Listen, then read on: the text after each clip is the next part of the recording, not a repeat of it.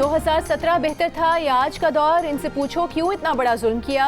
नवाज शरीफ ने सवाल उठा दिया। सियालकोट में नून लीग के जलसा-ए-आम से खिताब में दावा किया कि नौजवानों की बड़ी तादाद नून लीग के साथ है। कौन हैं वो लोग जो कहते हैं कि यूथ नून लीग के साथ नहीं, वो आज के जलसे में देख लें। नवाज शरीफ ने कहा कि उनका मंसूबा है नौजवानों को उनके पैरों पर खड़ा करेंगे, कारोबार के लिए कर्जा देंगे, हर नौजवान तक पहुंचने की कोशिश करेंगे।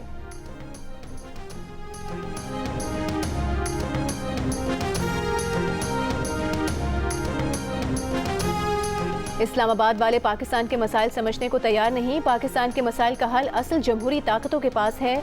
आपने जो जमातें बनाई और जो बनाने जा रहे हैं वो पाकिस्तान के मसाइल नहीं समझ सकती। कोशिश करके देख लें। हब में जलसे से खिताब में पीपल्स पार्टी के शरीक चेयरमैन आसिफ अली जरदारी ने कहा कि इस वक्त भी मुल्क में बेहतरीन जमहूरियत नहीं, लेकिन ये आहिस्ता आहिस्ता ही बेहतर होगी। आप अपने दोस्तों को समझाएं जो हथियार उठाते हैं, जमहूरियत ही बलोचिस्तान का हल है।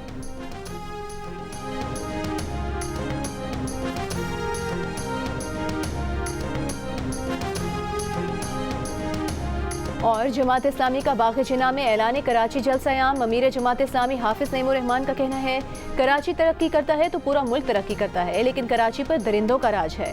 ताज़ा वारदात ये है कि इन्होंने कराची के बच्चों को इम्तहानों में फेल करना शुरू कर दिया है। वज़ीर आला से सुन लें, अगर 2 रोज़ में इनके मसाइल हल ना हुए तो इतना ही बड़ा धरना वज़ीर आला हाउस पर देंगे।